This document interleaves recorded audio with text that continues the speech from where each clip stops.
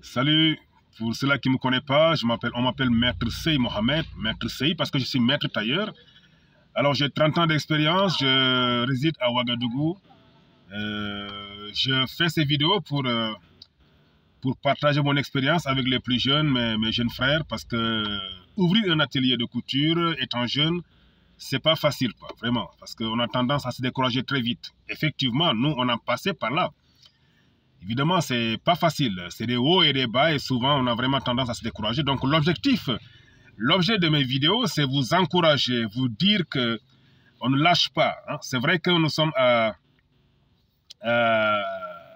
le Ramadan est passé il y a 2 semaines de cela et la Tabaski est encore loin. Et je sais qu'il y a beaucoup de petits ateliers, surtout nos jeunes frères, il y a baisse de travail en tout cas. Hein. Il y a beaucoup d'ateliers. Pas tout le monde, mais en tout cas, il y a une bonne partie où il y a manque de boulot, quoi. Hein? Il y a manque de boulot. Il y en a même qui s'assoient ne rien faire, quoi. Il y a des gens comme ça. Souvent, ils s'assoient ne rien faire parce que ça ne marche pas cette période-là. Mais moi, la solution que moi j'ai trouvée, en tout cas, c'est de créer un business dans le business. J'ai déjà fait une vidéo de ce genre. C'est-à-dire, l'atelier de couture, là, ne fait pas que la couture dedans. Parce qu'il y a des moments où il peut y avoir baisse de commande, quoi. Ça, c'est possible comme ces périodes-là. Donc, créer un business dans le business. Moi, ce que j'ai fait, j'ai créé une petite boutique dans l'atelier. Une toute petite boutique dans l'atelier où je vends des choses il faut chasser les trucs là, la chèvre là. Je sais pas, il faut le chasser là, la chèvre là. Il faut le chasser. Ça m'empêche de travailler. Voilà. Moi, j'ai créé une petite boutique, quoi. Hein, tout ce que les femmes aiment acheter. Les savons de toilette, des pommades, des trucs simples. Même des bayas. Bayas, je ne sais pas comment on l'appelle. En tout cas, ici, dans la sous-région ouest africaine, on l'appelle bayas. C'est des perles, là. Les perles que les filles aiment attacher aux reins, là. Très jolies, qui brillent, là. Moi, je ne sais pas comment on l'appelle en Afrique centrale, parce que j'ai beaucoup d'abonnés vers là-bas. Hein. Congo, Gabon, je vous salue. Donc, créer des business dans le business. OK? Juste 1 mètre carré où tu peux vendre des choses comme ça. Ça peut te permettre d'avoir du cash.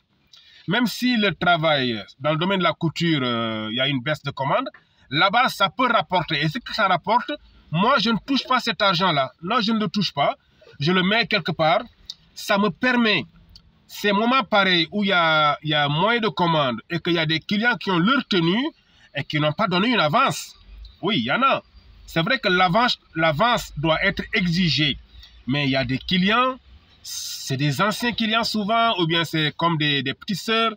Hein, c'est des gens vraiment, il y a des relations très, très, très, très fortes entre vous. Souvent, ils n'ont pas l'argent d'avance, il faut prendre la tenue. Et c'est cette période-là qu'il faut le coudre parce qu'il y a flottement côté commande. Maintenant, où chercher l'argent? Eh bien, c'est l'argent du business que tu as créé dans le business. Moi, souvent, quand je me lève et que je dois produire et que je manque de cash, je prends une enveloppe. Si je veux 20 000 francs, j'écris crédit 20 000 francs, je mets dans l'enveloppe de la petite boutique et je prends là-bas 20 000. Je peux fonctionner comme ça pendant 1 semaine comme ça. Chaque jour, je prends là-bas, je travaille. Chaque jour, je prends là-bas, je travaille. Jusqu'à ce que la fin du mois, nous sommes le combien aujourd'hui? En tout cas, fin du mois n'est plus loin. Et dès que l'argent rentre, je rembourse là-bas. Ça me permet d'avoir quand même de l'argent pour travailler, pour fonctionner, sans trop me fatiguer et sans dépendre de qui que ce soit. Ça, c'est une bonne méthode, quoi. Moi, je pense que, en tout cas, c'est ça, moi, je fais. Je me débrouille toujours pour créer un business dans le business, ce qui me permet d'avoir de quoi travailler quand il y a des moments de soudure comme ces moments-là. La fête de Ramadan est passée depuis 2 semaines, donc là, Tabaski est encore loin. Souvent, et le mois même est loin et la fin du mois est encore loin, quoi. Souvent, on manque d'argent. Oui, oui, ça peut arriver. Et même nous, les anciens, même nous, les vieux qui avons nos ateliers depuis longtemps, si tu n'as pas une bonne méthode de travail, une bonne façon de gérer, ça peut te causer des problèmes. Bon, si tu n'as pas tout ça, ça va susciter un sentiment de découragement. Parce qu'un jeune se décourage très vite. Dès qu'on crée un business et qu'on est là-dessus, et que tantôt ça marche, l'argent rentre et que tu es content. Et dès que tu fais 1 semaine, 2 semaines, ça ne marche pas, ouf, tu es découragé carrément. Tu ne sais pas qu'est-ce qui se passe. Tu te poses des questions. Est-ce que j'ai fait le bon choix? Pourtant, les autres, le boulot marche, mais chez moi, ça ne marche pas. Non, c'est comme ça. C'est des hauts et des bas. C'est des hauts et des bas. On ne lâche pas, on ne se décourage pas. Tenez bon, c'est comme ça. Dès qu'il y a un peu de moyens, créer un business dans le business. Moi, mon adjoint, dans l'organigramme de mon business, elle vend de la glace. Elle a posé son frigo parce que nous vivons dans la zone où nous sommes est très chaud, hein, particulièrement à Ouagadougou. La température monte vraiment, quoi, 40, 42, jusqu'à 44 même souvent. Donc, elle vend de l'eau glacée, elle vend des jus, bissap, des trucs comme ça, des rafraîchissantes. Et puis, enfin, en tout cas, je pense que ça l'aide beaucoup pour équilibrer un peu les dépenses, quoi. Il faut songer à ça. Ne vous contentez pas seulement de faire que la couture. Surtout quand on est jeune, on est dynamique. Le reste du temps, tu fais comment le reste du temps? Tu as beaucoup de temps parce que tu as 24 heures. 24 heures. Si tu dors 8 heures de temps, il reste combien? Il reste 16, je pense. Si tu es dans les 24 heures là, si tu dors 8 heures de temps, parce qu'il faut dormir, il reste 16 heures de temps. Bon, ok, tu peux travailler encore 8 heures de temps si tu veux. Il reste encore quoi? 8 et 8, 16, il reste combien? 16, 17, 18, 19, 20, 21, 22, 23, 24. Il te reste encore 8 heures de temps. Tu dors 8 heures de temps. Tu travailles 8 heures de temps. Il reste encore 8 heures de temps. Les 8 heures là, tu fais quoi avec ce temps-là? Mon gars, petit frère, tu peux créer un autre business. En tout cas, c'est ce que j'ai fait, moi. Moi, je me débrouille pour créer d'autres business.